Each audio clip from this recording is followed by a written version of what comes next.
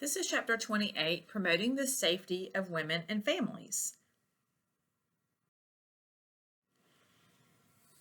So the definition of intimate partner violence is defined by the CDC as physical, sexual, or psychological harm or social isolation. So this is when the abuser attempts to exert control and or fear over the victim. Victims can experience physical injuries related to the violence. They can also have mental health problems such as PTSD and anxiety, or they can have stress-related diseases such as cardiovascular disease or chronic pain. So you can look in your book on page 923 at table 28-1. There's also a wide range of risk factors related to intimate partner violence, and you can see that on page 924, table 28-2. So types of abuse. So physical violence, this is intended to cause physical harm or injury, disability, or even death. This would include things like punching, kicking, choking, biting, etc. Sexual coercion, this is when the victim is forced to engage in sexual activities against their will. This can be with the abuser or with other people. Psychological or emotional violence, this would be threats, name-calling, harassing, or public humiliation. Isolation means they're limiting or cutting off the victim's contact with friends or family. And economic, this is when the abuser controls the money and they may prevent the victim from working or even jeopardize their job. Phases of abuse, and I have this great picture on the slide here so you can kind of see exactly what happens. So initially there's a tension building phase, and you can see that on the right side here. So this is a period of increasing tension. The anger and hostility builds, there may be criticism, there may be yelling, and then that leads to the acute violence or the explosion. So this is when the violent act occurs. Due to all that built up tension, the abuser makes the victim feel responsible, and then the victim minimizes their injuries, and usually they do not seek medical care. And remember, it can be any type of abuse, like as we talked about before, okay? Then that leads to the honeymoon period. This is when the abuser will apologize. They make promises that it won't happen again. And it's a period of kind of some calm and peace in the relationship. And then it starts all over again with the tension building. And as the abuse continues, the time between each phase gets shorter and shorter.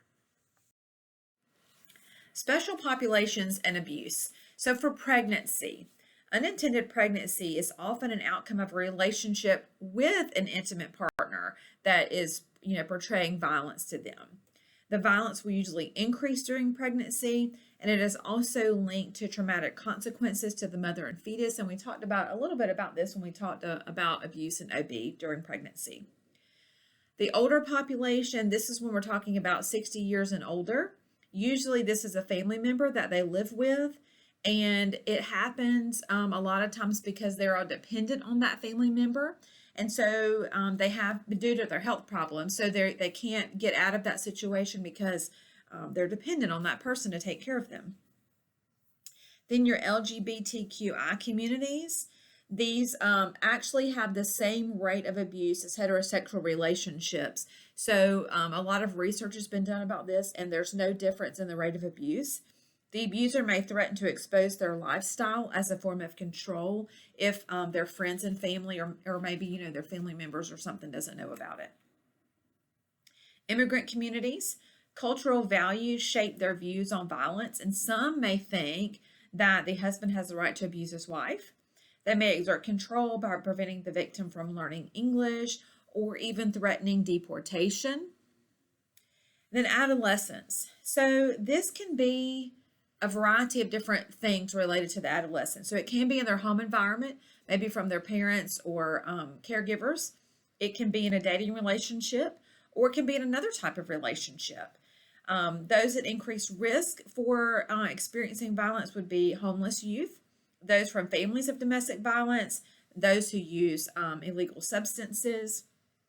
And adolescents usually do not report any type of violence due to fear of getting in trouble or getting the other person in trouble. Screening for intimate partner violence.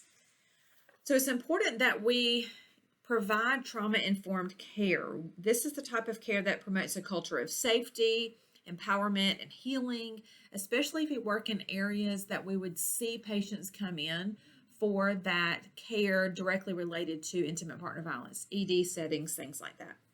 Then you can see a lot of the screening tools listed here on the slide. There's a lot of different ones available. These listed on this slide here have the highest level of sensitivity as far as recognizing and giving a score high enough that would indicate intimate partner violence. And you can read about those in your book. There's a lot of information regarding each type. I just want you to be aware that there are different types, and some have a higher level of sensitivity than others. Key documenting elements. So it is very, very important that the nurse, whoever is taking care of these patients, documentation is essential. So all things have to be documented. Who abused the patient, the date and time that it occurred, the patient's account, verbally of what they said, all the details, and you can put it in quotes, specific details about the abuse. Like I said, exact quotes about what the patient said, the statements that they made, and then also, you have to think this may be taken into court. So you have to make sure that the documentation is really, in detail. So this is continuing on with the documentation, going on to the injuries. After you collect the information about the time and what actually happened, the patient's statement, then you go into the injuries. So they should be documented with detailed descriptions, measurements, pictures should be taken, and there are different ways that these can be done. They have different forms that can be filled out where you can actually document on, where the injuries are on a picture of a body. You also want to look at the patient's coping and responses to the abuse. I didn't say this about the pictures. You have to have the patient's consent. So when you start this process, obviously it's very sensitive information. The patient's very sensitive. So you want to make sure that you're explaining things to the patient in detail. You want to make sure that you are, telling the patient what's going to happen at each step as you go forward. And be honest with them. Don't hide anything from them. Tell them about the reporting process, what's going to happen, and just make sure you're getting informed consent before you start just bringing out a camera and taking pictures. You also want to put the type of injuries in that the patient sustained. You're going to note any safety measures taken. You want to perform that safety assessment. Referrals. They may need referrals, and then of course mandatory reporting. You want to make sure that you are providing follow-up care for the patient, and then also a safe place for them to go if they do leave the ER, before they're without their person, and hopefully they have a safe place where you can refer them to as far as resources. You can look at some resources available on page 931, box 28-3. So reporting. So laws vary from state to state. Nurses should be aware of what their state says regarding where you work. So you just have to be familiar with what types of injuries that you report to law enforcement, and then the victim's rights to make personal choices. And you can look on page 932 at the focus on safety box that you can see there. Nursing interventions. So many victims will stay in these relationships, even though they know they're being abused, even though they are aware, and they go seek treatment for maybe physical injuries and things like that, but then they go back to the abuser, because leaving is a big decision for that victim, and oftentimes it will escalate the violence. If the abuser has any indication that they are thinking of leaving, it will often escalate the violence.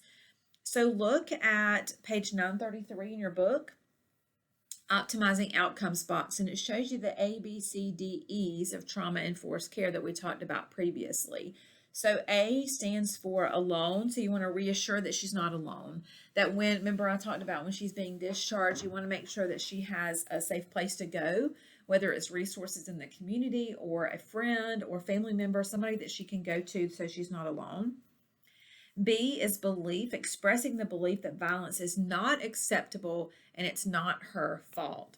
And that's important to make sure that you start educating her and making sure she understands that it's not her fault, and that that's not okay for her to tolerate.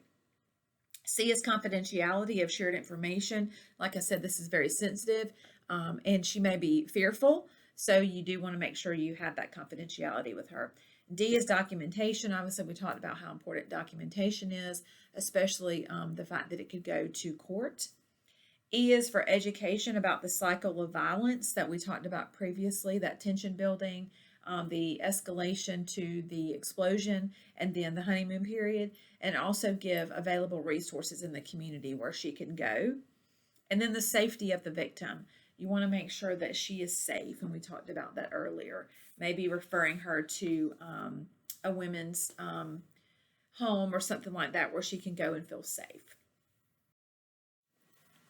Sexual violence. So this is defined by the United States Department of Justice as any type of sexual contact or behavior that occurs without the explicit consent of the recipient, including but not limited to rape, attempted rape, fondling, incest, molestation, sodomy, and forcible intercourse. So that is a direct definition from the United States Department of Justice.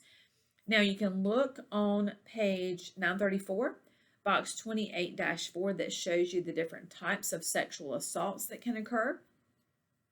And sexual violence can have long-term effects.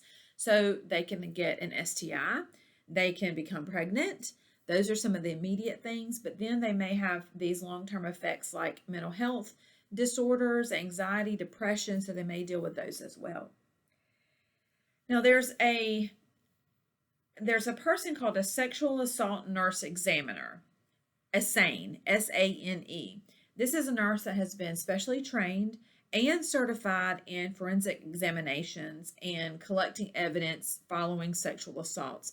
So I'm not sure if we have any around here, but a lot of times you'll have these nurses that are specially trained to collect the evidence, to be able to communicate with the patients effectively, and be able to follow all the steps in the protocol in order to have this reported and documented and all that stuff. But it's a very interesting area if that's what you choose to work in. Difficult, but interesting as far as the training and certification for that. But it's called a sexual assault nurse examiner.